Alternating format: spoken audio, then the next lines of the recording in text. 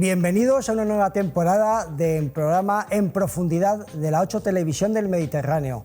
Su primer programa en el cual vamos a tratar sobre la otra pandemia, el miedo. Un programa en el cual se van a tratar temas en profundidad que preocupan y ocupan a nuestra sociedad valenciana desde perspectivas y personajes de gran relevancia intelectual y académica. Por eso tenemos entre nosotros 4 contertulios de un alto nivel, como les decía, y les voy a proceder a su presentación. En primer lugar, Encarnación Fernández Gálvez, catedrática de Filosofía, directora del Máster en Derechos Humanos, Paz y Desarrollo Sostenible de la Universidad de Valencia. Buenas noches. Alberto Piñero, nuestro coordinador y sociólogo de cabecera, doctor en Sociología, ha sido profesor de la Universidad de Valencia y miembro de la Cátedra Tomás Moro, Universidad Católica de Valencia. Buenas noches. Buenas noches. Don Rafael Fallos Febrer, doctor en Filosofía, máster en Bioética de la Universidad Católica de Valencia y profesor de la Catedral Herrera de Valencia. Buenas noches. Hola, buenas noches. Y don Enrique Fliquete Giso, profesor de Derecho Constitucional y doctor en Derecho y director técnico de la Cátedra Tomás Moro de la Universidad Católica de Valencia. Buenas noches. Muy buenas noches. Bien hallados a todos. Y bueno, como les decía, hoy vamos a tratar el tema del miedo, esa otra pandemia. Estamos en un momento pandémico, donde esa gran pandemia del virus ha desatado otras pandemias, otros problemas que preocupan y ocupan mucho a nuestra sociedad. Y en primer lugar, si me permiten, voy a leer la primera acepción de la Real Academia de Lengua Española del miedo. Si os parece, angustia por un riesgo o daño real o imaginario. Vosotros, ¿qué os nace al oír esa definición de miedo, por ejemplo, a Encarnación, del miedo, esa angustia, ¿qué es lo que te transmite la Real Academia? Que nada más y nada menos. Sí, sí. En efecto, la definición de la Real Academia yo creo que ya pone de manifiesto que el miedo es un sentimiento, en cierto modo, malo, porque nos genera angustia que puede ser provocada por causas reales o por causas imaginarias. Y esto segundo es el problema, las causas imaginarias. Ahí es directamente un problema.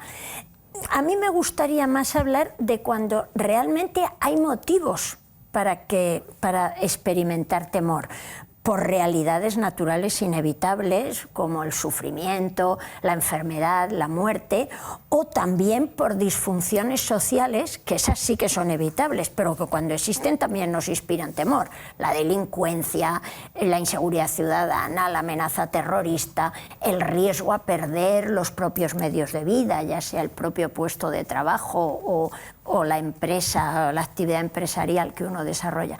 Pero claro, el tema es ¿cómo reacciona uno ante esas realidades que nos inspiran temor? A mí me gustaría subrayar que no es lo mismo el temor que el miedo. Y la Real Academia da una caracterización distinta del temor, porque el temor es una tendencia a protegernos de aquello que nos puede causar daño. Eso es positivo. En cambio, el miedo aparece como algo negativo, que nos atenaza, que nos oprime, sí, que nos quita la libertad interior. Angustia, ¿no? La palabra esa de angustia, que es algo subjetivo, ¿no? Exactamente. Eso es lo que hay que evitar. Por mucho que haya realidades que nos inspiren temor, creo que hay que evitar el miedo para ser verdaderamente libres. Libres, claro, la libertad, que es el eje fundamental de la persona. Alberto, ¿qué perspectiva te da? El miedo tiende a paralizarnos. El miedo, en la línea de lo que estaba diciendo Encarna, el miedo tiende a paralizarme, tiende a agarrotarme, impedir mis movimientos, a que yo me sienta atenazado.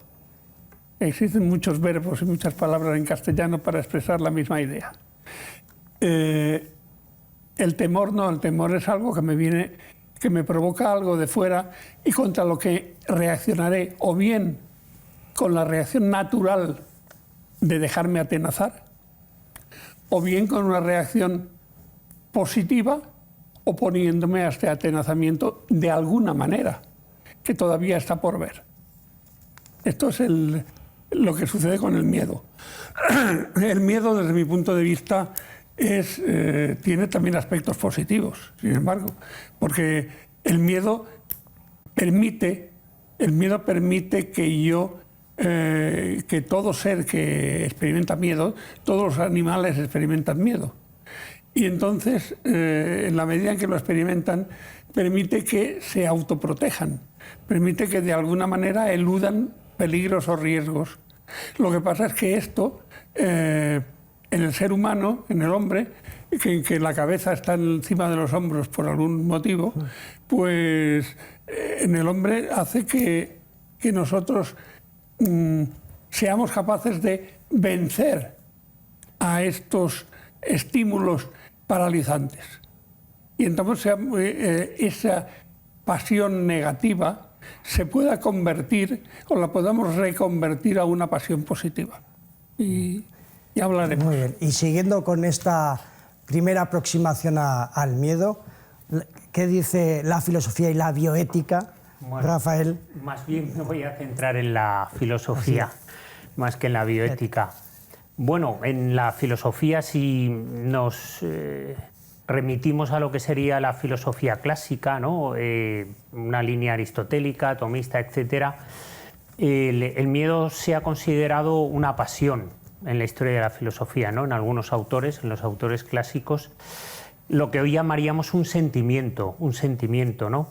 Y en la pasión, en lo que los filósofos clásicos llamaban pasión, pues se concitaban tres elementos.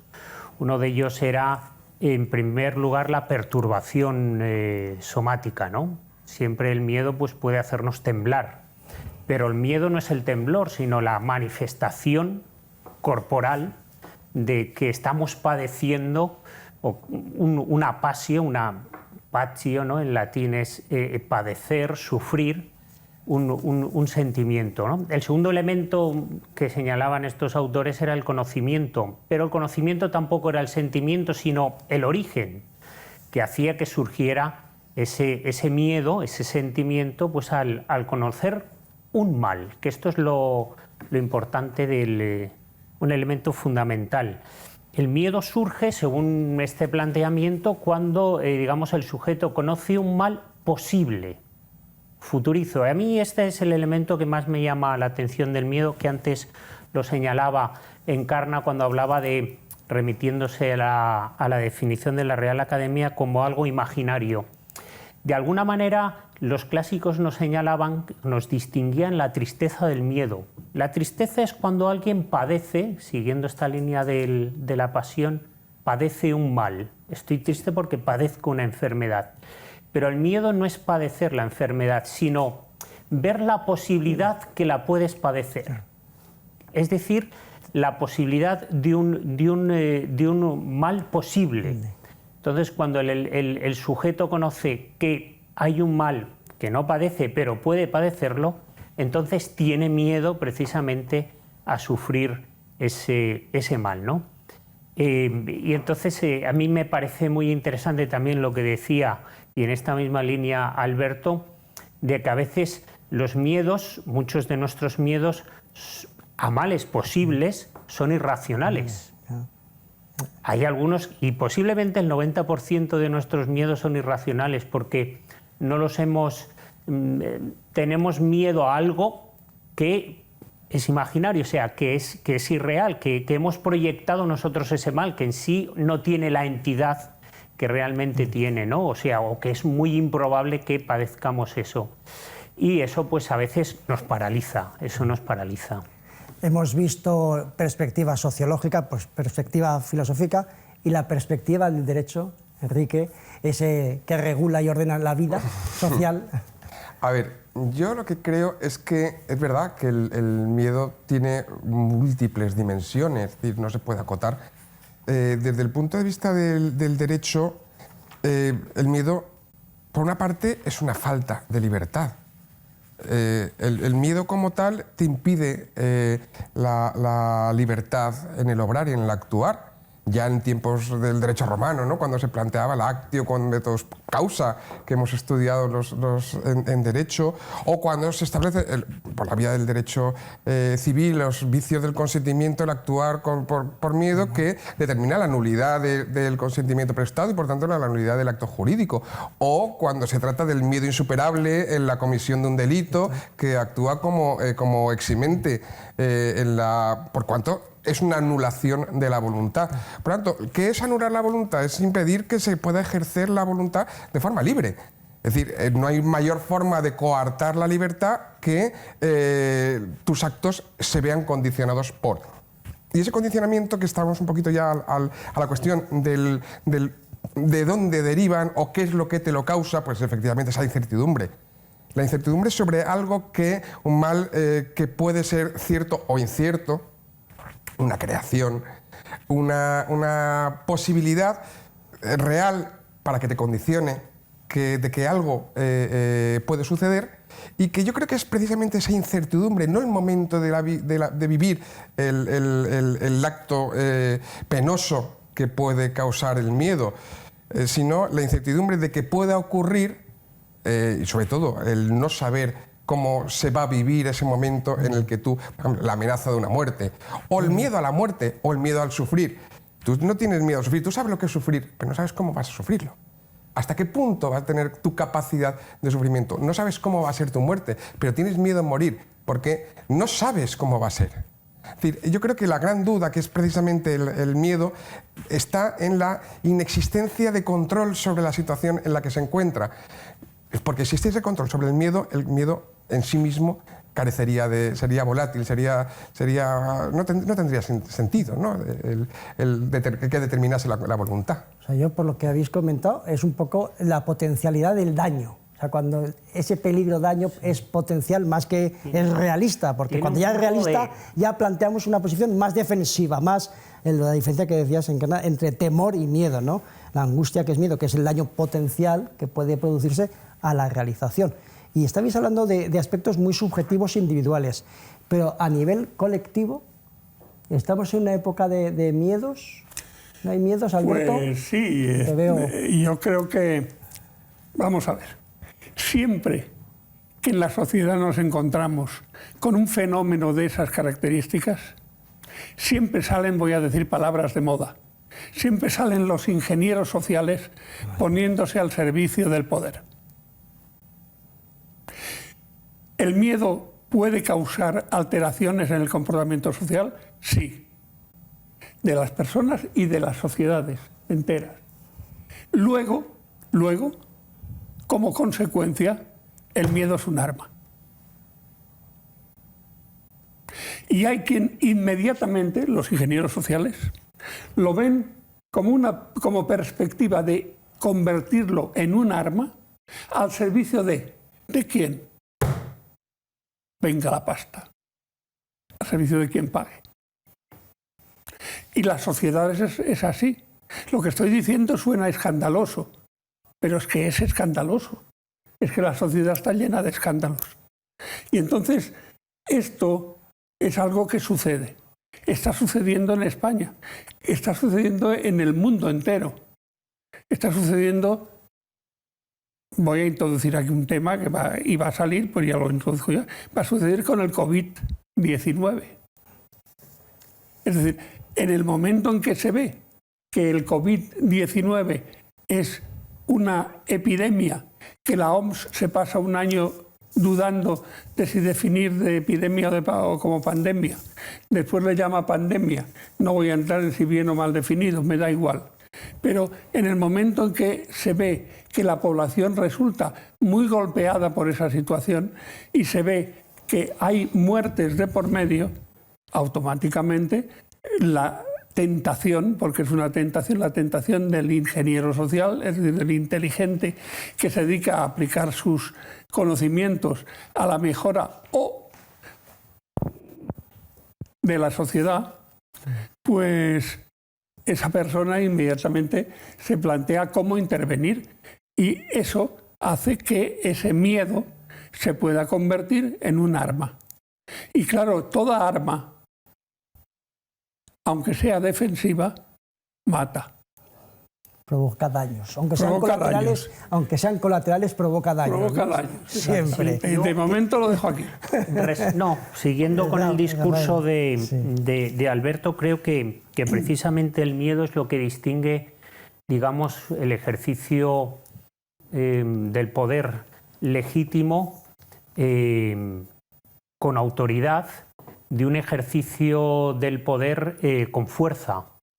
Y yo creo que es lo que distingue, digamos, un Estado democrático o un Estado donde los ciudadanos obedecen a la luz de la autoridad las disposiciones del gobierno y todo lo que es el ordenamiento jurídico, de aquellos estados que precisamente para obtener, digamos, la pleitesía de los ciudadanos o para que estos obedezcan, dado que carecen de autoridad, tienen que usar la fuerza, la violencia para ejercitar, digamos, su poder, ¿no? Y lo hacen a partir del miedo, o sea, generando la posibilidad de que los ciudadanos sufran ciertos males si no se someten al poder establecido. En este sentido, yo creo que el derecho establece, o dentro de lo que es el ámbito del derecho, hay una gran diferencia entre la autoridad y la potestas, que ahora no me voy a meter en ello y que vosotros lo haríais muy bien, pero desde el ámbito de la filosofía y del pensamiento romano Guardini, a mí me gusta mucho una definición de autoridad que dice Guardini que la autoridad es la obligación moral de obedecer al poder establecido, no tanto en razón del mandato cuanto de la instancia de la que emana el mandato, ¿no? Y él reconoce dos tipos de autoridad o dos instancias naturales de autoridad, que son el Estado y los padres. Pero puede perder el Estado esta legitimidad. Es decir, nosotros estamos obligados a obedecer el Estado porque el Estado lo hemos constituido con autoridad y tenemos la obligación moral de obedecerlo.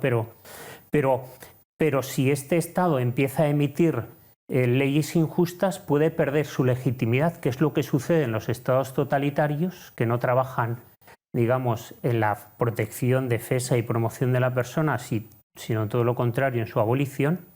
Y entonces, al perder autoridad y las personas no sentirse obligadas a obedecer al Estado, usan precisamente la fuerza, que solo es posible a partir del miedo, de que si no me obedeces, te puede pasar algo.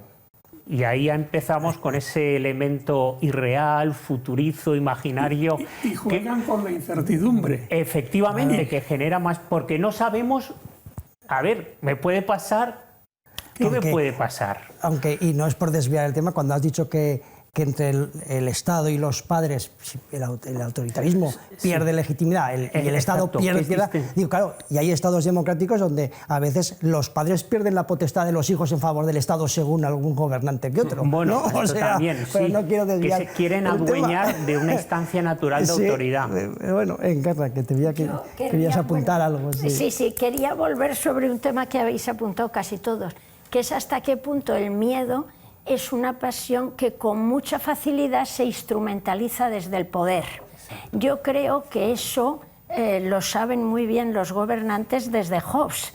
Es casi la base del sistema político de Hobbes, es el miedo. Porque el miedo es una pasión tan poderosa que el ser humano está dispuesto a renunciar no solo a su libertad interior, como hemos visto antes, al estar atenazado por el miedo, sino que está incluso dispuesto a renunciar a su libertad exterior, es decir, a la libertad social, a la libertad política, con tal de conseguir una protección frente al miedo a la muerte. Sí. Y eso lo saben muy bien los gobernantes, siguen sabiéndolo hoy día, que es el medio más poderoso para tener a los ciudadanos dominados y convertirlos en súbditos. Ya dejan de ser ciudadanos. El miedo a disentir. ¿Perdón? El miedo a disentir de la mayoría. Es decir, el hecho de que tú llegues a no expresar tu opinión por minoritaria cuando sabes que existe una opinión mayoritaria y que no sea acogida tu opinión, es decir, que se te excluya de lo social, del hecho social, por el hecho de pensar diferente, hace que exista, pues se llegue a conductas de éticas sociales o de una moral asumida, asumible o admitida, ahora estamos viviéndolo. Es decir, ahora todo lo que sale de la línea... Lo políticamente correcto, ¿no? Lo políticamente correcto, que es el pensamiento único, ¿no? Un poco. Efectivamente, es decir, efectivamente. el cauce de lo que es admisible, lo moralmente admisible, es decir, hablando de una moral colectiva, yo es que eso que ahora vivimos como tenemos que asumirlo porque debe asumirse, y se deben asumir tantísimas cosas, y además precisamente desde maestros del poder, es decir, esa posibilidad de sentir de aquello que tienes que asumir porque quieres formar parte de la sociedad, o la asumes o se te excluye. Es decir, es complicado. Pero también es verdad, el miedo es una herramienta legítima en la medida que, por un lado, la fuerza y por otro lado, el miedo son los que determinan cómo puedes dirigir un Estado. Es decir, sin miedo al Estado, el Estado no tendría gobierno. Es decir, podemos pensar que todos seríamos grandes cumplidores de la norma y todos seríamos muy civilizados y que todos estaríamos en una situación donde todos seríamos respetados y seríamos respetables. Pero quizá no es así. Sí. Y quizá ese uso coercitivo de... Yo hablo de la fuerza como ejercicio directo del mando, del poder, de esa facultad punitiva. Pero también hablo del miedo como la no necesariedad de ejercer la fuerza. Es decir, como la alternativa previa al ejercicio de la fuerza. El miedo a la reprensión de la norma jurídica para que sea norma. Efectivamente. Por eso digo que entiendo esa legitimidad. Yo entiendo esa legitimidad en un sistema social. Lo entiendo. Cuestión diferente es si ese miedo que te dirige para el cumplimiento de la norma o que regula o sirve como mecanismo regulador, ¿no?, de las actitudes o de los comportamientos de las personas, es capaz o puede llegar a subvertir la propia conciencia, la propia voluntad, la propia libertad de los ciudadanos. Por lo tanto, la libertad tiene que encontrarse siempre con un límite. O el Estado tiene un límite en la libertad, que esas son las dos cuestiones, ¿no? Las libertades públicas, ¿no? Esa discusión del siglo XIX, ¿no? Tan bonita. Sí, yo quería... Bueno, primero las damas. Primero Rafa, seguro, porque iba a hablar de ti, habla tú primero. Bueno, bien, no, yo quería matizar lo que has dicho, que estoy totalmente de acuerdo, que efectivamente el miedo puede ser usado por el Estado cuando hace un uso legítimo de la fuerza. O sea, el Estado en un determinado momento, cuando el ciudadano no reconoce la autoridad y la norma, pues evidentemente puede, digamos, hacer un uso legítimo de la fuerza para que el ciudadano cumpla. Y también es cierto, y yo creo que a eso es a lo que te referías, que que la norma, si no tiene como contrapartida, digamos, una punición, por no sé los términos jurídicos que usáis, pero bueno, si no hay un castigo, vamos a decirlo así, para quien la delinca, pues entonces puede de alguna manera no ser cumplida, ¿no? Siempre, de alguna manera, todo lo que sería, no sé cómo le llamáis en derecho, el derecho, bueno, todo lo que es el penal. El derecho penal, es la carga punitiva. El derecho punitivo. El derecho también necesita el derecho penal. Claro. Y el derecho penal normalmente tiene detrás el uso legítimo de la fuerza, pues para limitar al delincuente a cumplir una pena, para que esa norma se cumpla. Si no hay una pena, que es lo que quería decir antes, junto a la norma, digamos, pues no sé, la gente un poquitín a lo mejor se saltaba la norma. Deja de ser norma jurídica, es más un deseo, ¿no? Algo más moral. Pero quizás porque el hombre, no sé, necesitamos de eso también, una cierta motivación, un cierto miedo para no saltarnos las leyes. Sí, yo quería intervenir en este debate entre Rafa y Enrique, porque... No es debate, debate, obviamente, debate saludable y lo que debe ser en democracia, argumentando. Yo discreparía de que el uso del miedo por parte del poder pueda ser legítimo. Obviamente que el uso de la coacción es legítimo, pero no basándolo en el miedo, sino basándolo en que las normas realmente respondan al bien común. Es decir, lo que legitima a las normas es que responden al bien común y, en última instancia, que respetan los derechos de todos y cada uno y que garantizan los derechos de todos y cada uno. Eso es lo que hace que luego sea legítimo el uso de la coacción frente a aquel que no está dispuesto a respetar los derechos de los demás. Pero no puede ser el miedo lo que legitime el uso de la fuerza por parte del Estado. Creo que esa es una visión jovesiana de la cual yo discreparía. Pienso, con los clásicos, que el derecho tiene ante todo una vis directiva para dirigir la conducta y que la vis coactiva es solo secundaria, aunque al final es indispensable.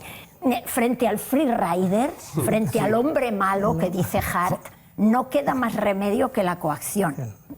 Sí, pero yo creo, fíjate, perdona que interrumpa. Breve, que tenemos la legitimidad o ilegitimidad de ese miedo es una cuestión a discutir respecto a la norma que se quiere hacer cumplir, pero en realidad no es más que fuerza del Estado. Y esa fuerza del Estado como tal, y ahí podríamos entrar en el concepto de fuerza del Estado, poder del Estado, la limitación del poder del Estado, hasta dónde llega, hasta dónde no llega, ¿no? Pero sí que entiendo que el miedo es una fase o un estadio en el que puede ser previo a la fuerza, por ejemplo. Es decir, no necesariamente es un elemento consustancial a la existencia de la fuerza. Lo que sí que es un medio es coercitivo, es un medio coactivo, es un instrumento para que alguien no haga algo que no debe hacer. Otra cosa es que eso que se dice que no debas hacer esté mal planteado, tenga un mal fundamento, no corresponda a la naturalidad del hecho humano o lo que pudiera ser, es decir, fuese injusto o fuese directamente injusto, ¿no? Pero por eso digo que quizá la legitimidad de los instrumentos de los que dispone el Estado, todos los que puede disponer, para imponer una norma, son, creo que, intrínsecos al hecho del poder, al poder que se atribuye, ¿no? El concepto ese de poder omnipotente, hasta qué punto, pues a través de la propia soberanía, ¿no? El concepto de soberanía tan difuso y tan complicado, vamos. Pues si me permitís, está muy encendido, que está muy bien para que así que ustedes vean el debate más en profundidad, si es posible. Vamos a publicidad, no se muevan, volvemos enseguida.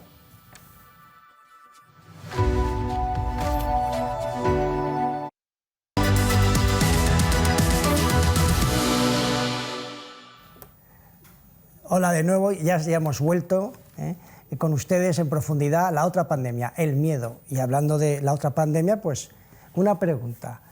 ¿Os parece que la pandemia ha sido un catalizador de miedos o un potenciador de miedos? ¿Ya existían o se han creado? ¿Qué ha sido más? Aparte de que si se ha aprovechado o no mucho los miedos.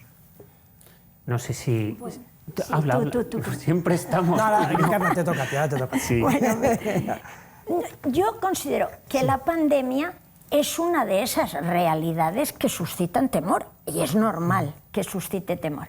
Pero creo que deberíamos sacar un aprendizaje positivo en vez de caer en el miedo. Y es que la pandemia, de una forma abrupta, nos ha obligado a enfrentarnos con una realidad que habíamos querido olvidar, que es la de nuestra vulnerabilidad natural. Cuando la gente ya empezaba a confiar en las promesas esas del poshumanismo, la posibilidad a través de la tecnología de superar el dolor, el sufrimiento, el envejecimiento, hasta la muerte, pues ha venido un virus microscópico a hacernos despertar de ese sueño prometeico y a recordarnos la verdad de nuestra condición, que somos vulnerables y que todos nuestros avances tecnológicos todavía no han podido erradicar eso. Yo creo que eso es un aprendizaje positivo que tenemos que sacar frente al individualismo que nos había dicho que somos autónomos, autosuficientes. La soberbia del hombre moderno tecnológico 4.0, ¿no? En efecto.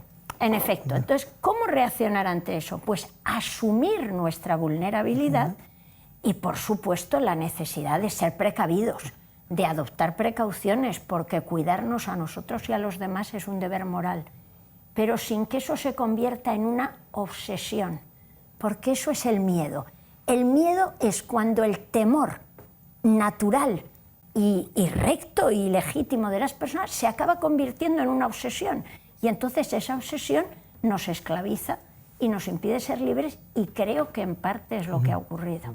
Rafael, que querías apuntar. Bueno, yo iba a ir a decir lo mismo que Encarna, en la misma línea, que la pandemia lo que ha hecho es ponernos en nuestra verdad. Yo creo que una verdad que comparte, digamos, gran parte de la población mundial, menos aquellos que vivimos en el primer mundo y en un estado de bienestar, que nos habíamos olvidado de nuestra vulnerabilidad y nuestra condición de mortales.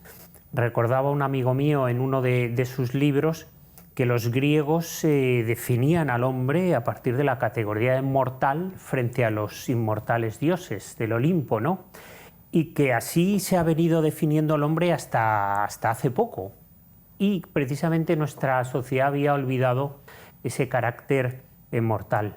Nuestros antepasados, y estoy hablando de nuestros abuelos, tenían miedo precisamente a estas cosas, a la muerte, a la enfermedad, aquello que eran como necesidades básicas que nosotros, sin embargo, hemos cubierto con abundancia. Tenemos techo, tenemos un sistema sanitario que atiende cualquier cosa, no pasamos hambre, llevamos muchos años en un periodo de paz, por lo tanto no tenemos miedo a una guerra así como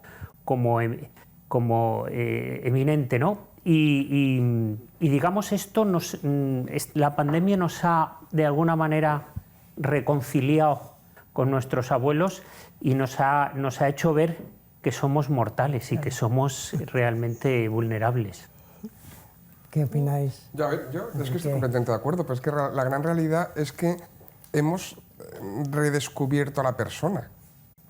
En lo más doméstico, a mucho nos ha servido. Es decir, O sea, es una oportunidad, ¿no? La pandemia es obvio que es una situación trágica. Es obvio que es una situación donde la desesperanza cunde en muchas personas. Pero también es cierto que hemos llegado en determinados momentos de la pandemia, hemos identificado ese hombre, esa persona, no ese individuo, esa persona que subyace dentro de cada uno de nosotros, y hemos tenido que autogestionar nuestro ser como persona frente a eso que antes era el gran paraguas protector de nuestro Estado. Es decir, a ti cuando el Estado te descuelga, te corta los hilos y dices pam, pam, y tú aquí dentro, ¿sabes? Hay quien manda.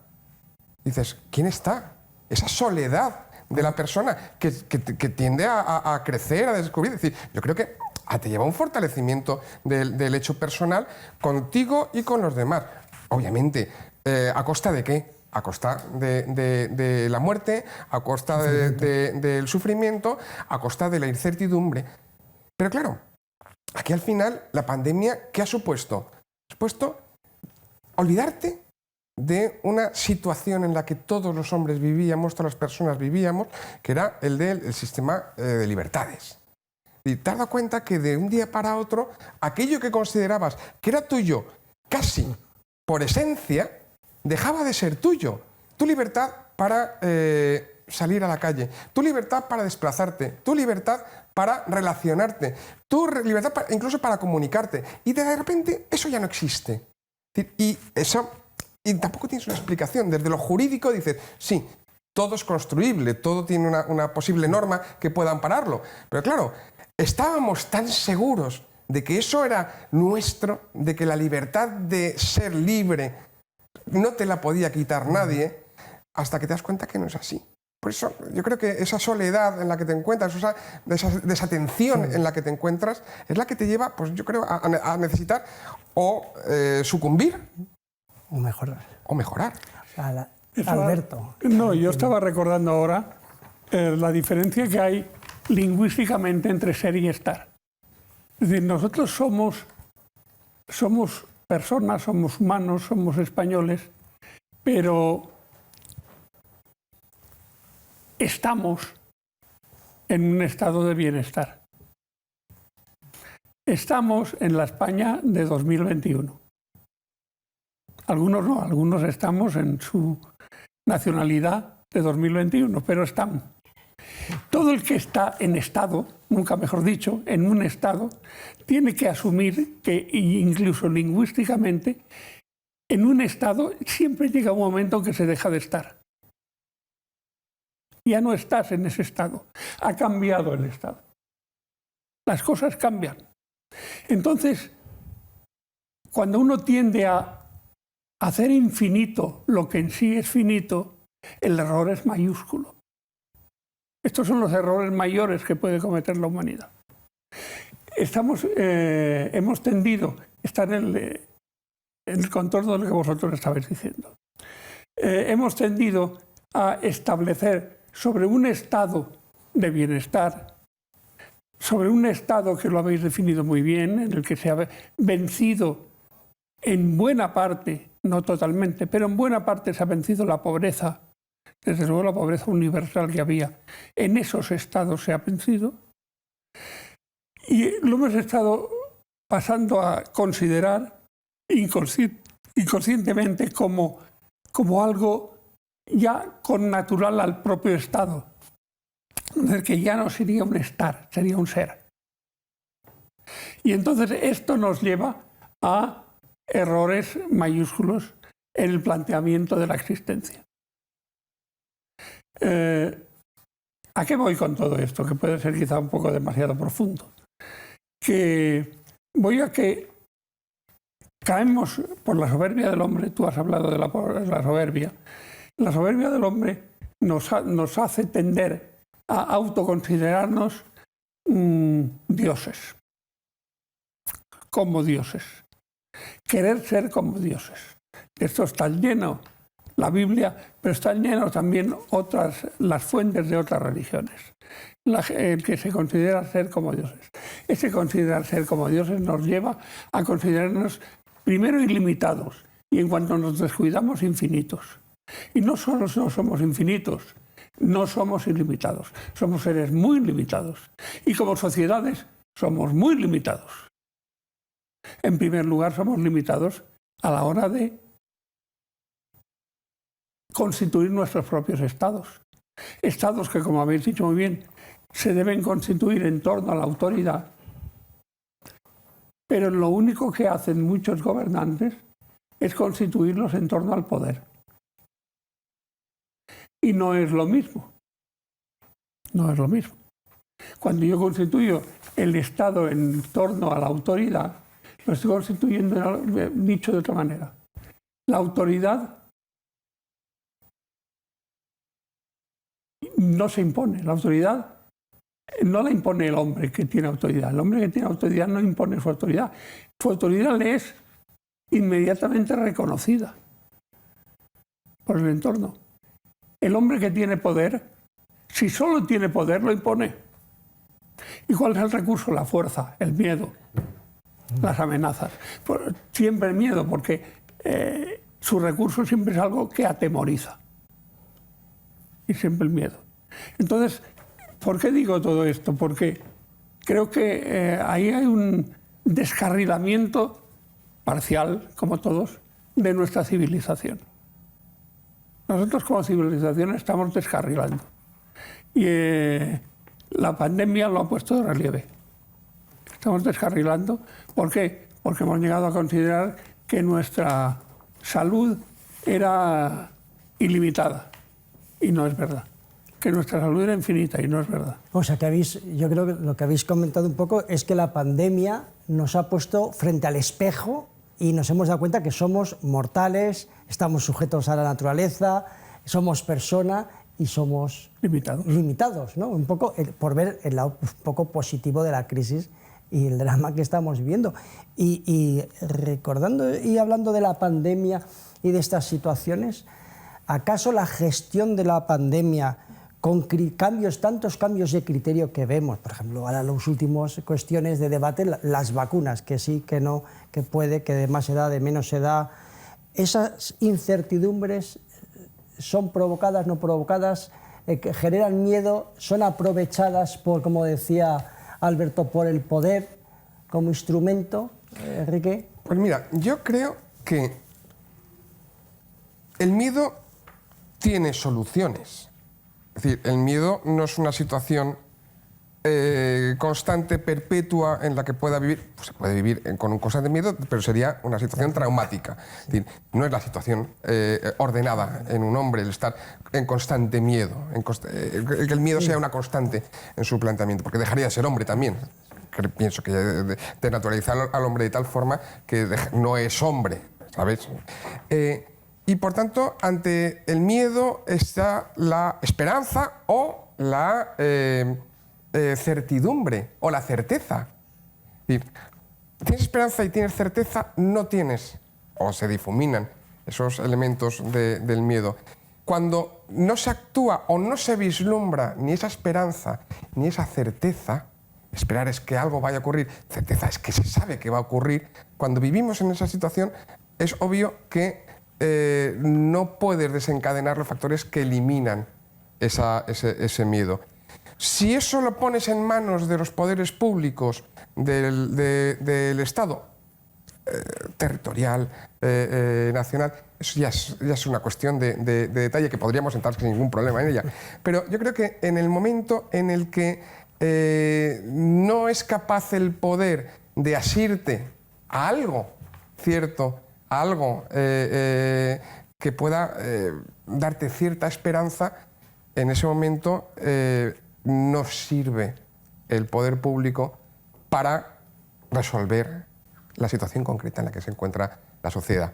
Y si el poder público no es capaz de resolverlo, ya no hablo de medios técnicos, de encontrar vacunas, no, es decir, que sean capaces de dar esa esperanza o sean capaces de inducir esa certeza sobre lo que pueda ser el devenir último.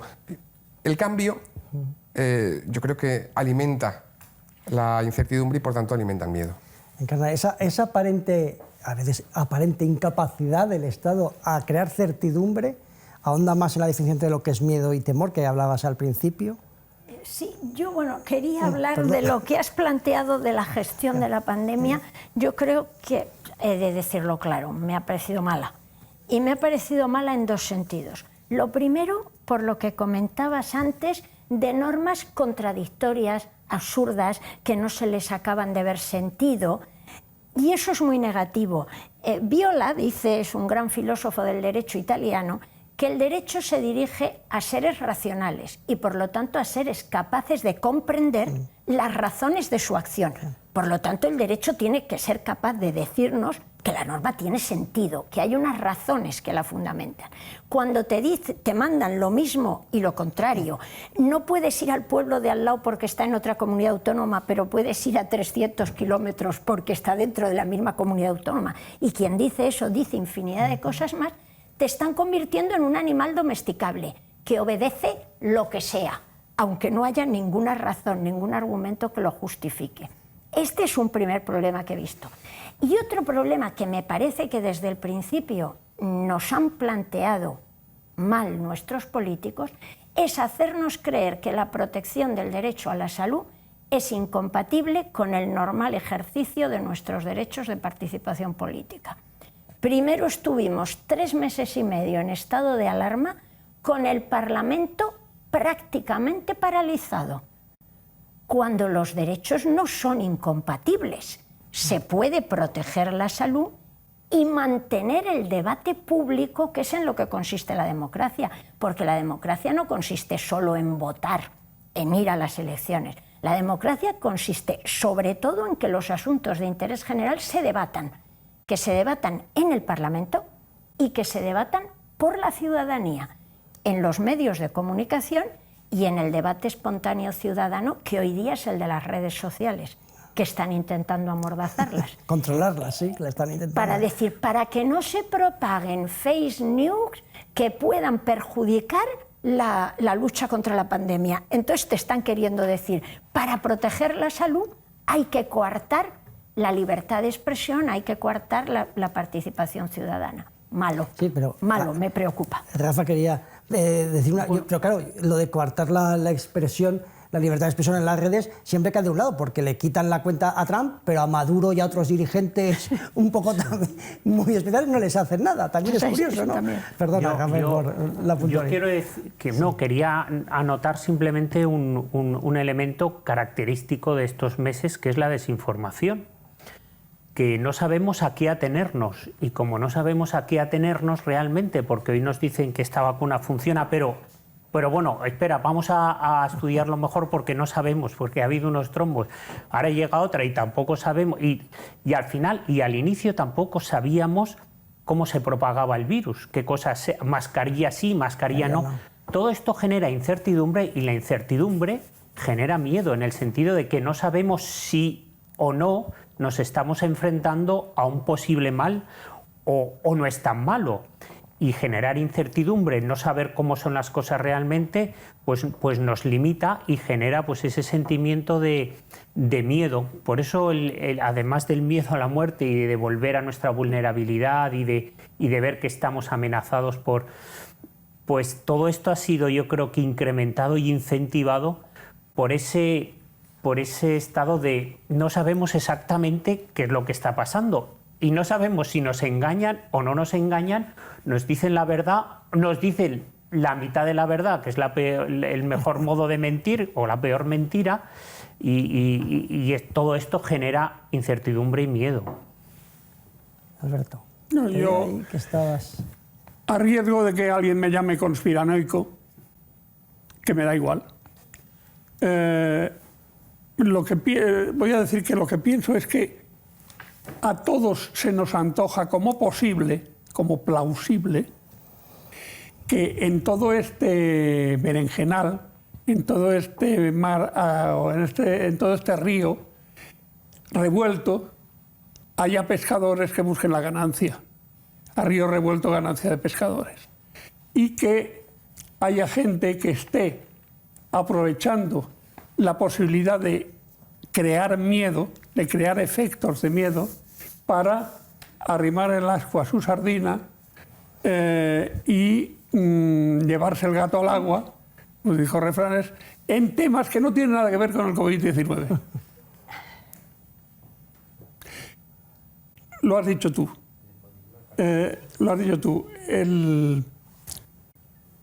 Existe la posibilidad de que nos convirtamos en una sociedad de gente domesticable y domesticada.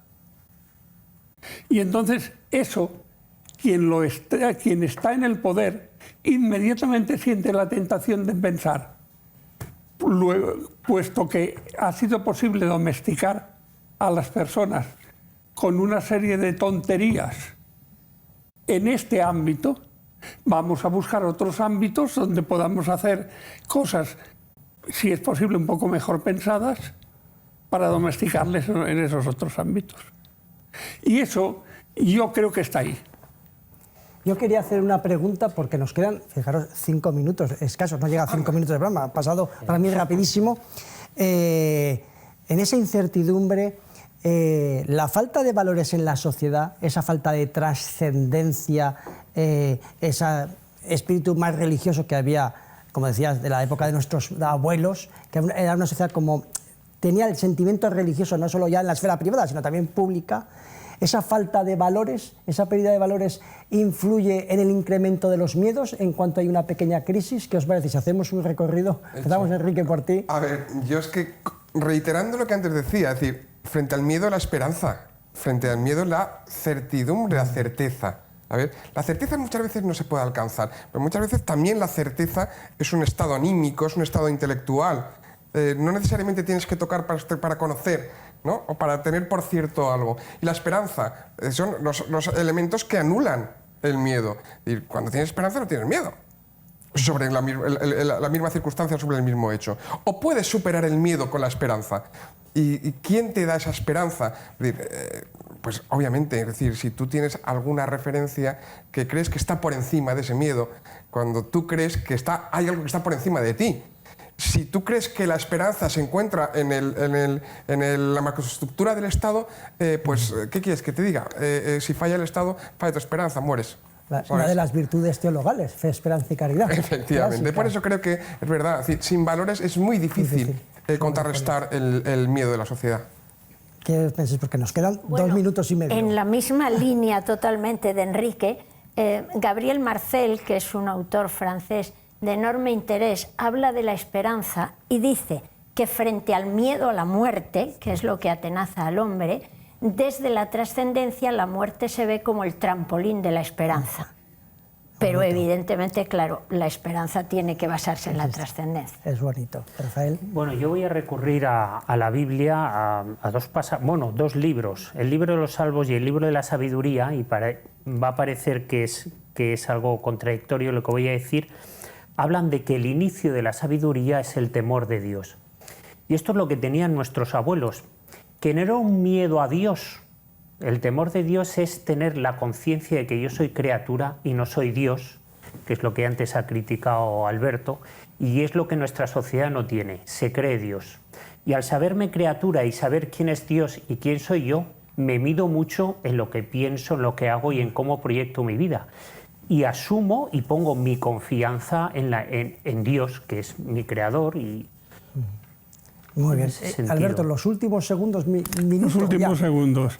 De todas maneras, estos 5 minutos que has dicho han encogido, ¿eh? Después de las otras intervenciones. Sí. Yo también aterrizo con la Biblia, en el Génesis, el primer lugar en que se habla del miedo. El Señor Dios llamó a Adán y le dijo, ¿dónde estás? Porque Adán se estaba escondiendo. Y él contestó, Adán, oí tu ruido en el jardín, me dio miedo porque estaba desnudo y me escondí. ¿Qué acababa de suceder para que Adán tuviera miedo? Había pecado, con Eva había pecado. Es decir, el miedo surge en la Biblia como con un automatismo instantáneo con el pecado. En cuanto, lo digo por lo de los valores que has dicho, en cuanto el hombre se aparta de Dios, el miedo es la reacción. Y es algo ya que es inextirpable. Pues 10 segundos. Solo porque al pecar el hombre se convierte en otro Dios y entonces Dios se convierte en tu rival. Y le tienes miedo. Aquí ya ponemos fin a este primer programa de la nueva temporada del programa En Profundidad, la otra pandemia, el miedo. Espero que hayan estado tan a gusto. Yo he estado por lo menos muy a gusto. Me ha parecido cortísimo el programa y que les haya interesado. Muchas gracias.